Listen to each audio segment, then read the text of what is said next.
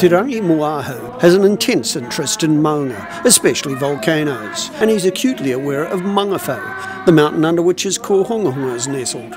There in the sandpit, he spent hours building maunga, drawing other children into his play. The interest grew and grew to the point that everybody noticed, and it sort of took over the whole of Puna, and so we started thinking about different experiences that we could provide for the children to further their knowledge on what they already knew about maunga and volcanoes. The staff of the Kohongahunga are working together to extend and enhance their art program, so they naturally plan to incorporate the arts in their exploration of the maunga. Find an edge that changes. As part of their overall professional development, a group attended a session at a neighbouring early childhood centre, and that centre in turn are keen to visit the Kohongahunga to further their knowledge of Māoritanga. If we didn't have the relationship with the community that we have here, then we wouldn't have been able to do what we were to do. I mean, the resources here on campus, our whānau, Ngāti Mublea coming.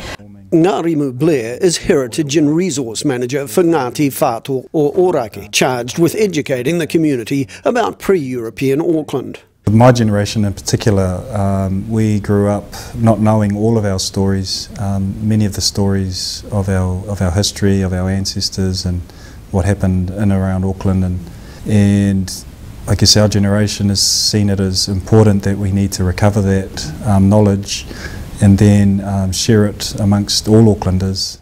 Ngārimu and Ngāti Whātua see the region's maunga as ideal sites to revive and disseminate those stories through the creation of monuments. With over 50 pa sites in the Auckland region, none of them have any signatures of the past existence of Māori people. We have lots of other symbols, trig stations, obelisks, so there's this 1,000 years of history that is being kept from us, and so small monuments are just the beginning of trying to tell the great stories that are still in these places.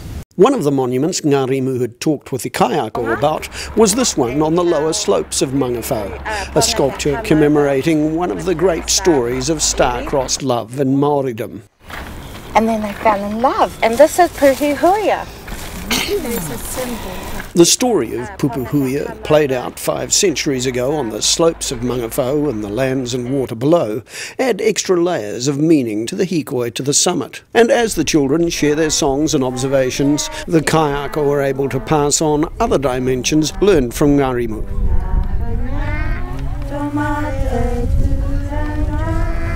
And then we went up the hill to where we could see Maungahau, and the story of that was that even though the children could see millions of houses, in the old days those were market gardens. From Maungahau right over to Penrose, they were just veggies. And that's what I was telling the children, that they had to have imagination to think of scrub, and at that area they were cut up into different market gardens.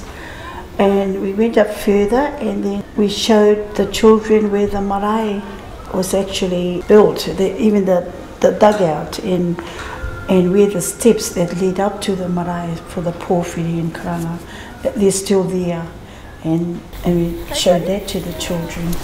So they built a wharenui here, and if you look down the side there, you can see where they used as a footpath to walk in and out of this area. Just down there, look. So each spot that we stopped had a story of its own. Engari te kaha wera o te whenua, when Mataho made it so hot, it melted and made everything join together and formed a big rock. They were quite